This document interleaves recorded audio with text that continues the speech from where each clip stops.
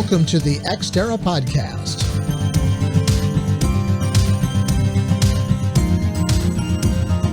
The Ex Terra mission is to explore and discuss the business of space and its effect on the national and global economy, as well as life on Earth. How does what happens in space affect your life every day? That's what we're exploring on the Ex Terra website, as well as on this podcast. My guest is Cynthia Bouthot, president of Space Commerce Matters, a pioneer in low Earth orbit demand creation. Cynthia, welcome to the program. Thank you. Very happy to be here. Let's start out talking about your background a little bit. How did you get involved in space commerce and get Space Commerce Matters going? Sure. Well, it all started probably as I was working in economic development throughout Europe and Russia. And my work was all around creation of new marketplaces. And at that time, I met the group that was standing up the International Space Station National Lab in 2011. And they asked me to join them. And I said, okay, why me and why space? And as we were talking, it really boiled down to low Earth orbit, the 250 miles above us where the International Space Station orbits, is really just another marketplace. And that's the way I treated it when I joined the International Space Station National Lab in 2011. When I started in 2011, you could not beg, borrow, or steal a commercial company to do anything in space because they did not think it was relevant to them, even if it was fully funded. And when I left in 2018 to start Space Commerce Matters, over 55% of the users of the International Space Station National Lab were commercial companies, and we had generated close to $200 million of them funding that activity. And that's what really started me into the private sector focus as Space Commerce Matters on the commercialization of low Earth orbit. So you didn't start out as a space person. You came to that kind of almost by accident. By accident. And again, it was, I was doing this market creation all through Europe and Russia from 2005 through 2011. And as I met those International Space Station National Lab folks, I was working at the intersection of R&D and innovation. And that was the underpinning of the creation of new markets. And time again, space, whether it was space, helping with the UK Space Agency and standing that up in the 2009, 2010 timeframe, to all of the work that was going on with Europe and US and Russia and Asia, all trying to learn from each other and moving away from big government funded space programs to more nimble private sector. And so, yes, I fell into it. And again, to this day, I think about space as just another new market, which is my background. So then what is Space Commerce Matters and what does it do? So Space Commerce Matters is the company I founded in 2018. And I felt like it was time to walk the talk. If I was preaching commercialization of space, what better way to do it than as a commercial entity? So I started it as I left the International Space Station National Lab to really carry on that mission of bridging the supply side of space, which is that traditional side that we always think about, the rockets, the International Space Station, all of that activity, the propulsion systems, with the demand side. And it's the demand side that I found was very much missing in all of the conversations we would have in space. So what is it that a pharmaceutical company would do and benefit from in low Earth orbit and bring it back to their business on the Earth? What would a consumer product company do? What would a semiconductor or a materials company do? And that's really what Space Commerce Matters is all about. It's bridging that traditional supply side of space with that non-traditional space community and creating the supply and demand marketplace of low Earth orbit. So we have a number of advisory services. We do commercialization roadmaps and application and market analysis. We do a lot around what we call Mission Planet Earth. How do you go off the planet to save our planet? So climate change and ocean health and water and energy and crop science, and looking at that intersection of how can space technologies solve these big Earth problems. And then the last piece of what we do is what we call outsource to space, which is what are all of the ways that you need to connect a terrestrial organization and their terrestrial product development cycle to all of those possibilities and those assets, those capability that exist in space. And so we're very busy. We work throughout the US, and we're doing a lot in Europe right now. Define for me low Earth orbit demand creation. So again, low Earth orbit is that part of space, which is that band that's 250 miles above us. It's where you have three primary phenomena. You have microgravity, you have the extreme conditions, so accelerated degradation testing, and what takes decades to degrade here on Earth may take weeks or months to degrade in low Earth orbit. And you have that vantage point, all of the Earth observations and remote sensing applications. And so, not talking about the moon, Mars, and beyond, which is what most of the space agencies are talking about now, but looking at that band right above our heads, low Earth orbit, to actually use those phenomena to benefit your product development, your business operations here on the ground. So, whether it's, like I said, a pharmaceutical company developing a novel drug or a therapy, whether it's a materials company looking at a 2D material and the creation of that, how can they use that unique phenomena of low Earth orbit to improve their operations here on the ground? And that's what we mean by low Earth orbit demand creation. So then who is your typical clientele? Well, it has started on that traditional supply side. So it's the space agencies, it's the service providers that have those facilities that can utilize, the phenomena of microgravity as an example, but they don't have the connection to that end user customer. And it's our services that help translate their capability in space to what a pharmaceutical company or a consumer product company or a semiconductor company, that translation of why space to their business is, I think, unique to what we offer. And that's a big part of how we generate that demand creation. As we evolve, that clientele is actually moving from the supply side to the demand side. So when, that pharmaceutical company hires us to actually take them to that new marketplace as a contract research or contract manufacturing organization, that's when, we know we have really achieved a successful, sustainable marketplace in low Earth orbit.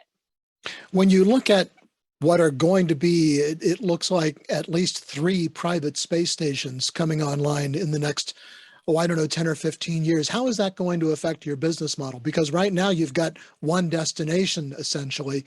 Soon you're going to have several. What is that going to do for you?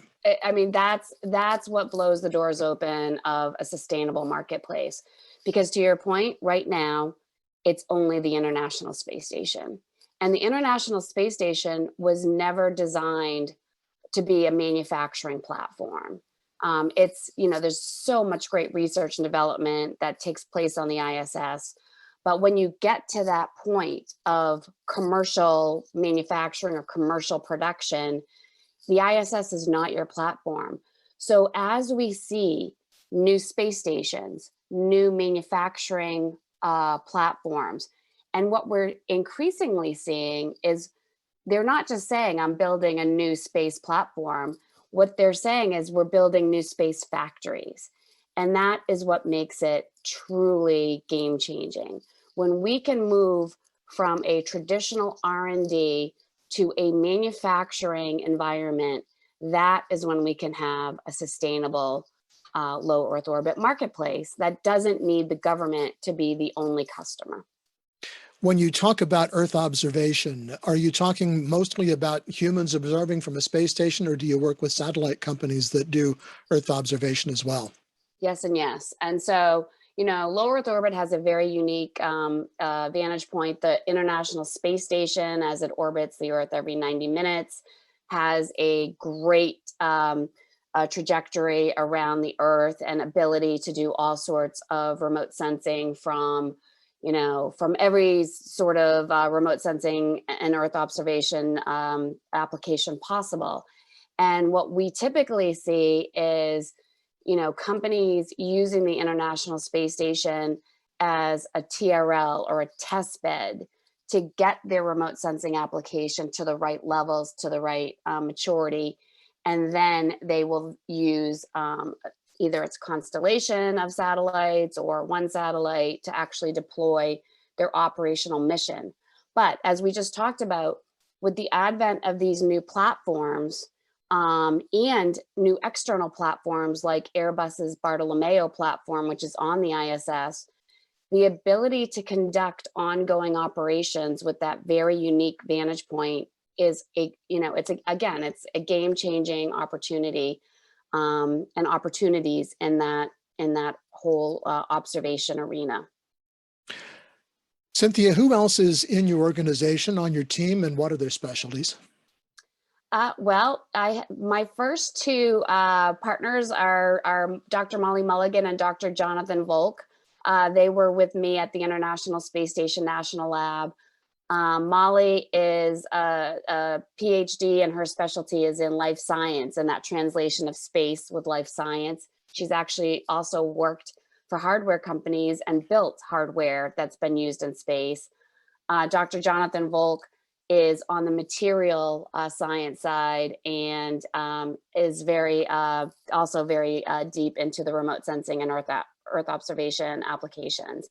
And so they came to Space Commerce Matters right after leaving the International Space Station National Lab, as I did. And, we've been sort of in the trenches.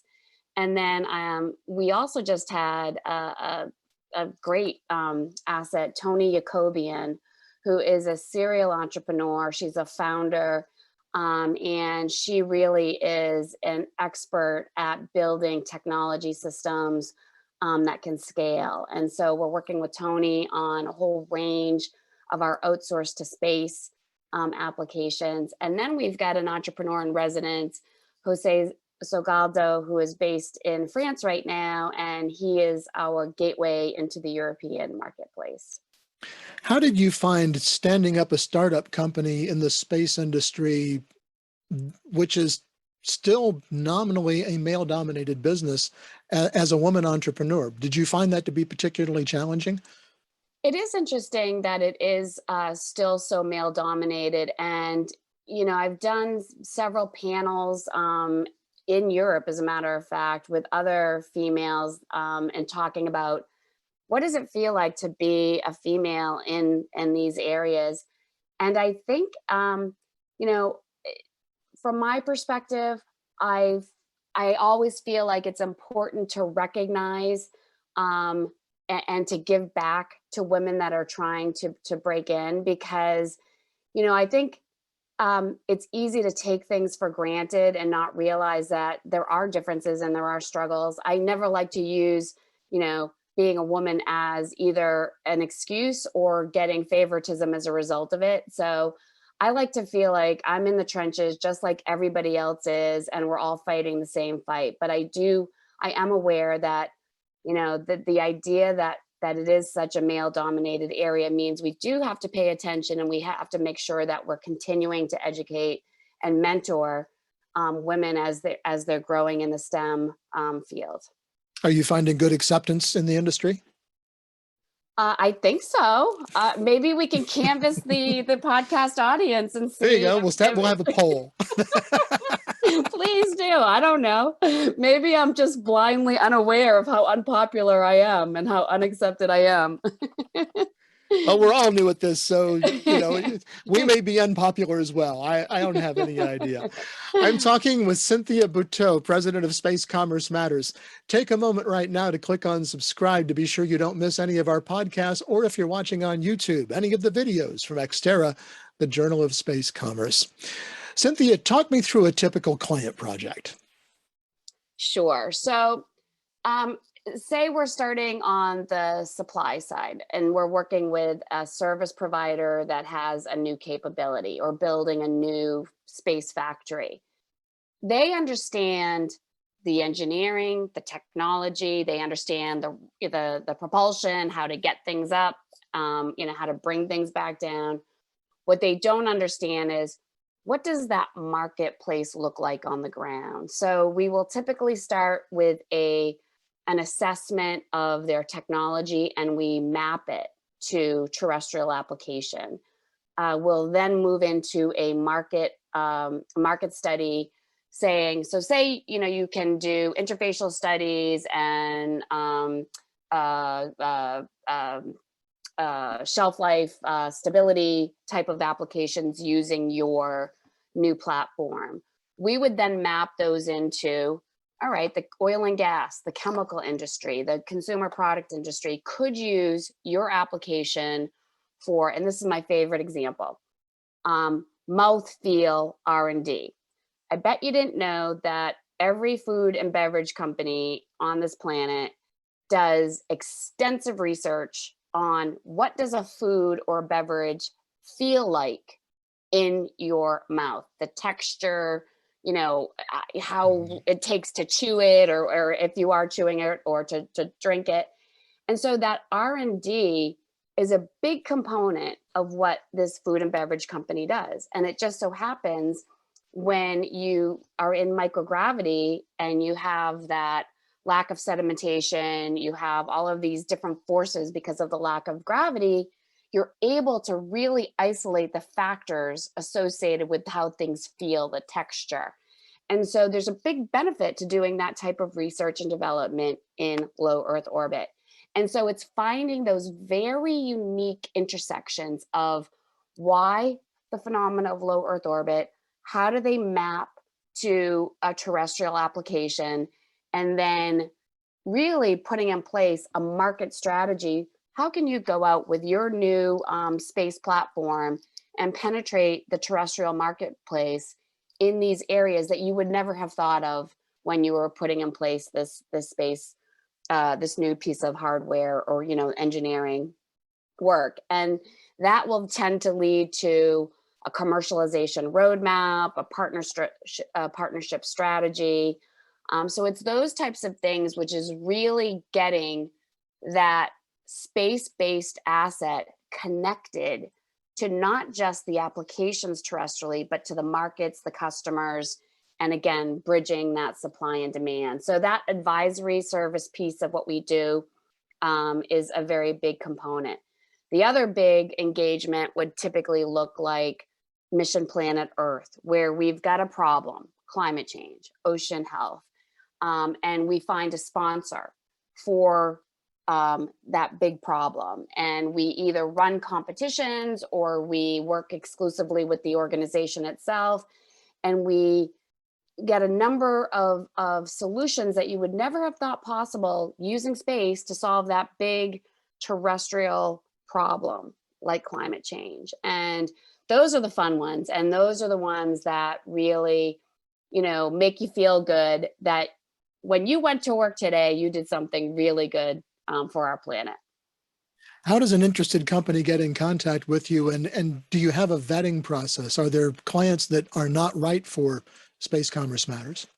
Yeah, first of all, our website is spacecommatters.com, and you can get in touch with us there. I'm also on LinkedIn, and Space Commerce Matters is also on LinkedIn, so we can talk that way. I would say this in terms of, do we have a vetting process? We're a company that is focused on doing good, going off our planet to save our planet and doing good and working with people that we enjoy working with.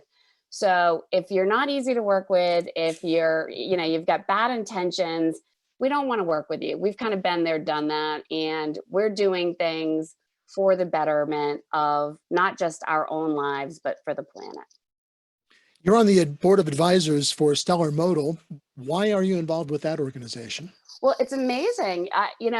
Again, given my background in economic development and market creation, I am thrilled to see that there's actually a trade association for the infrastructure and the transportation related to space. And that is critical, right? Because if you can't think about space as something different than you would here on Earth.